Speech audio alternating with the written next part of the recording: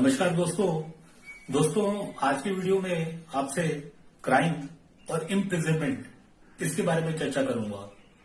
बहुत बारी ऐसा भी होता है कि जाने अनजाने लोगों के साथ में कोई ऐसी क्रिमिनल एक्टिविटी उनके हाथ से हो जाती है और उसके बाद में जो केस बनता है तो उसमें सबसे बड़ी दुविधा इस बात को लेकर के बनी रहती है कि क्या उनको जेल यात्रा करनी पड़ेगी, कारावास की सजा उनको होगी और अगर हुई तो वो उससे कब बरी होंगे।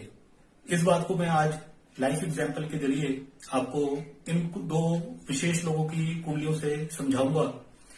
दोस्तों, जब भी कभी क्राइम की बात निकलेगी तो जन्म पत्री में आपने क्या क्या पैरामीटर्स असेस करने हैं, सबसे पहले आपको वो चीज समझाऊंगा।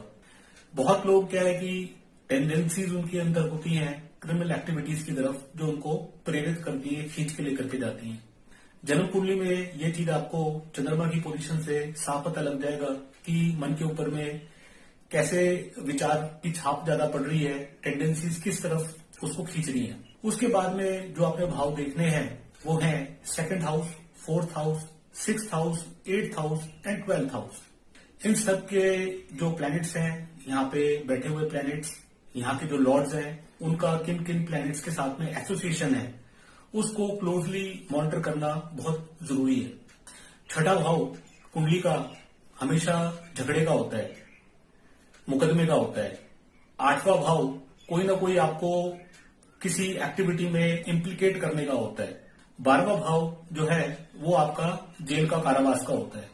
आज मैं आपसे सबसे पहली कुंडली जो डिस्कस करने वाला हूं वो है श्री ललित मोदी जी की। बहुत बड़ी बिजनेस फैमिली से ये बिलोंग करते हैं। तो इनकी पत्री में वो क्या योग थे कि जिस समय ये अपने कॉलेज डेज में यूएसए में एक केस के अंदर में इनका नाम आया, इन्होंने अपने क्राइम को एडमिट किया और जज ने इन्हें जो है 5 साल की कारावास की सजा सुनाई, परंतु उस सजा को इन्हें झेलना नहीं पड़ा।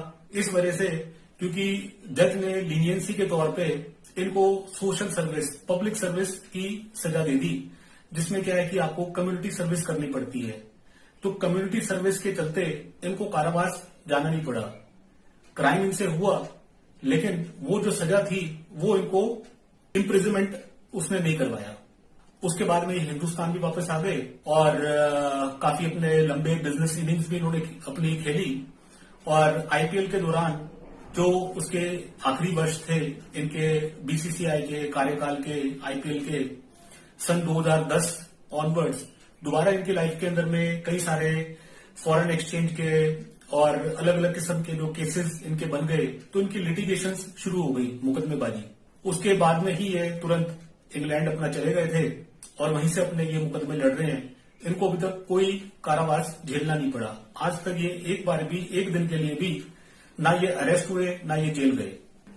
तो अब यही चीज आप देखिएगा श्री संजय दत्त जी की जन्म कुंडली में। संजय दत्त जी की जन्म कुंडली के अंदर में सेकंड हाउस में, 12th हाउस में बंधन योग बना हुआ है। उस बंधन योग के चलते इनसे जो क्राइम हुआ उस क्राइम की सजा इनको मिली, कारावास में इन्हें जाना पड़ा।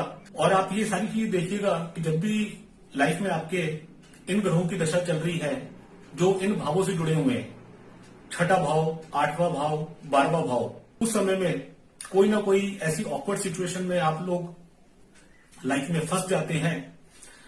दशा अपने आप में बहुत प्रभावशाली है और वो दशा यदि इन भाव से या यहाँ पे जुड़े ग्रहों के साथ में चल रही है तो कहीं ना कहीं आप लाइफ में मुकदमे में, कोर्ट केस में फंस सकते हैं। दोस्तों, ये जब भी कभी कोई कोर्ट केस या कोई मुकदमा किसी भी इंसान के साथ में होता है, चाहे वो कितना बड़ा हो, कितने भी लेवल पे हो, कितना भी रसूखदार हो, हमेशा उसको ये बात मन में सताती है कि इसका आउटकम क्या होगा। क्या उसको फाइनेंशियल लॉस उठाना पड़ेगा? क्या उसको जेल यात्रा होगी? यदि उसको जेल यात्रा हुई तो उसकी सजा कब खत्म होगी या कब उसको बेल मिलेगी? इन सब प्रश्नों का उत्तर आप सब लोगों की जन्म पत्री में छुपा हुआ है। जब भी कभी आपको या आपके किसी जानकार को ऐसी कोई पॉसिबिलिटीज जाननी हो कि फ्यूचर में उनके साथ में आउटकम क्या होगा उनके कोर्ट केसेस का, उसके लिए आप कभी भी मुझसे कंसल्ट कर सकते हैं। मैं आपकी जन्म पत्रियां देख करके जो उसमें प्रोबेबिलिटीज बनती हैं वो सारी आपके सामने क्लैरिफाई कर दूंगा। यदि आज का वीडियो अच्छा लगा हो तो इसे आप लाइक कीजिए, चैनल को सब्सक्राइब कीजिए और आने वाले वीडियोस की प्रतीक्षा कीजिए। अपने चैनल के जरिए मैं ज्योतिष से जुड़ी जितनी भी महत्वपूर्ण इन्फॉर्मेशन है वो प्रोवाइड करता हूं। नमस्कार, थैंक यू।